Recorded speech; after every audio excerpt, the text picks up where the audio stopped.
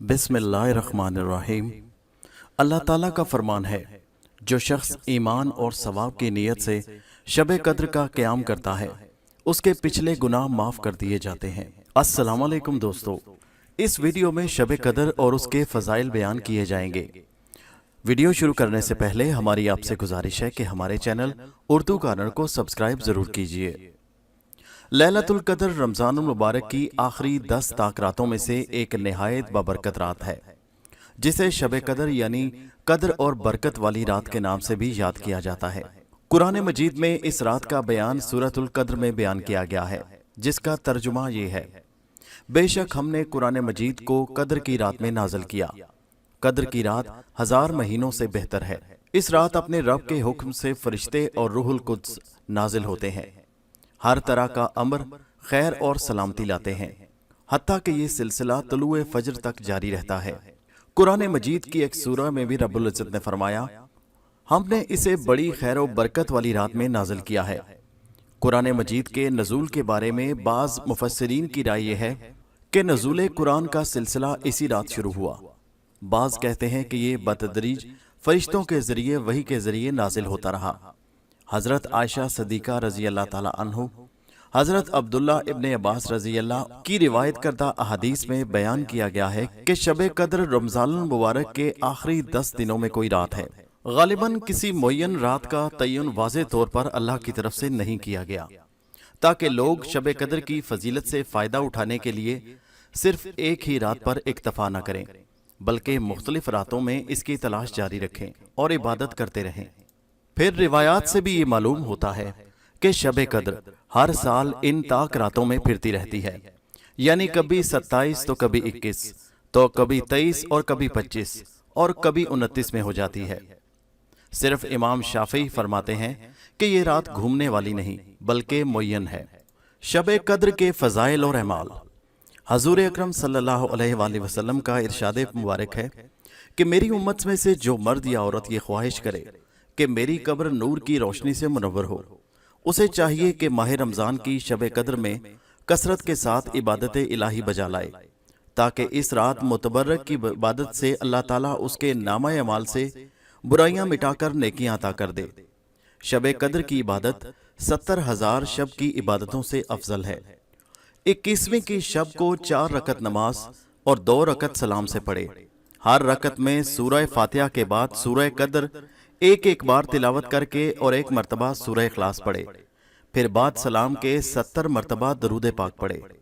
नहायत खुशू और खुजू के साथ ये नमाज बजा लाने से अल्लाह ताला नमाजी के तमाम गुनाह माफ कर देता है और अगले साल तक उस पर अपनी खास रहमतों और बरकतों का नजूल फरमाता है। 23वीं शब को 4 रकत नमाज 2 सलाम से पढ़े और हर रकत में सूरह फातिहा के बाद एक बार सूरह कद्र और 3 बार सूरह इखलास की तिलावत करे।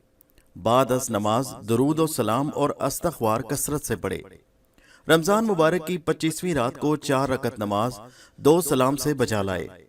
सूरह फातिहा के बाद सूरह कद्र एक एक बार और सूरह इखलास 5 मरतबा हर रकत में पढ़ी जाए।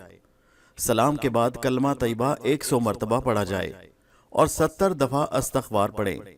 ये नमाज और अमाल कब्र के अजाब से निजात के लिए अफजल तरीन दर्जा रखती है।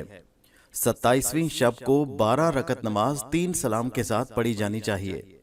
हर रकत में सूरह फातिहा के बाद एक एक मरतबा सूरह कद्र और 15-15 मरतबा सूरह इखलास की तिलावत की जाती है और सलाम फेर कर 70 मरतबा अस्तगफार पढ़ना होती है। अल्लाह ताला इस नमाज के पढ़ने से सवाब अजीम अता फरमाता है। 29वीं की शब को 4 रकत नमाज हस्बे मामूल 2 सलाम के साथ पढ़ी जाए। हर रकत में सूरह फातिहा के बाद एक मरतबा सूरह कद्र और सूरह इखलास 3 मरतबा पढ़े। फिर सलाम के बाद 70 मरतबा अलम नशरा का तिलावत करे। ये नमाज वास्ता कामिल ईमान के बहुत फजीलत की हामिल है, इसलिए इस नमाज में खुशू व खुजू होना चाहिए और अल्लाह के हजूर गिड़गिड़ाकर ईमान की सलामती की दुआ करनी चाहिए और अपने गुनाहों की मगफिरत मांगनी चाहिए। इलावा अज़ी कुरानी सूरतों की तिलावत भी की जाए, जिनमें 25 की शब को सूरह फतह, 27 को सूरह हामीम और सूरह मुल्क और 29 की शब को 7 मरतबा सूरह वाक़िया तिलावत करना फरवानी रिज़्क़ के लिए बहुत अक्सीर आज़म है। القدر کی کچھ نشانیاں بعض احادیث اور کچھ صالحین کے تجربات کی روشنی میں معلوم ہوتا ہے، یعنی اس مخصوص رات میں فرشتوں کے نزول کی وجہ سے ایک خاص قسم کی سکونیت محسوس ہوتی ہے، دلوں پر رقت طاری ہوتی ہے۔ اس رات کی صبح کو جب سورج نکلتا ہے تو 14ویں کے چاند کی طرح بغیر کرنوں کا ہوتا ہے۔ اس رات زیادہ سردی یا گرمی کا احساس نہیں ہوتا، بلکہ درمیانہ ہوتا ہے۔ یہ رات کھلی اور روشن ہوتی ہے۔ اس رات آسمان کے تارے حسب معمول ٹوٹ کر ادھر ادھر نہیں جاتے۔ بہرحال نمازی کو اس رات میں معمول سے زیادہ راحت حاصل ہوتی ہے اور ایک وجدان کسی کیفیت اس پر چھائی رہتی ہے۔ حضرت عبداللہ بن عباس رضی اللہ تعالیٰ عنہ فرماتے ہیں کہ ایک بار حضرت عمر رضی اللہ تعالیٰ عنہ نے صحابہ کرام سے شب قدر کے متعلق پوچھا تو سب نے مختلف جواب دیے، تو آپ نے عرض کی کہ یہ آخری عشرے کی 7ویں رات یعنی 27ویں شب ہے، کیونکہ اللہ تعالیٰ کا پسندیدہ عدد 7 ہے۔ اللہ تعالیٰ نے 7 آسمان پیدا فرمائے، 7 زمینیں بنائی، انسان کی تخلیق 7 درجات میں فرمائی اور 7 چیزیں بطور اس کی غذا کے لیے پیدا فرمائی۔